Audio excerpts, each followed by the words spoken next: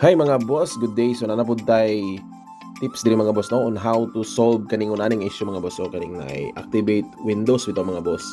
So normally ma-encounter na nimo mga boss kung nag-update ka sa imong system mga boss no. So i-solve na to na karon mga boss sa simple nga pamaagi. So diri ta karon mo adto mga boss sa settings.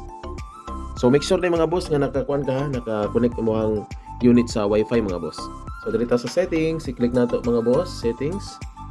Then, dirita sa Windows isn't activated mga boss. Naman ay iyang status di mga boss. Then, dirita sa activate now. I-click lang ng activate now. Then, diri sa iyang system mga boss, i-click nato ning troubleshoot. So, gipindot natong troubleshoot mga boss. So, pasagdan nato ang system mga boss no nga mo detect ug balik sa iyang activation.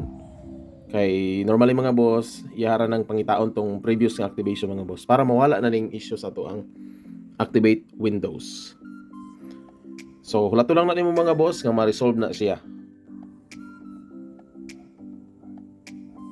So nana diri mga boss, ana siya with activated this copy of Windows.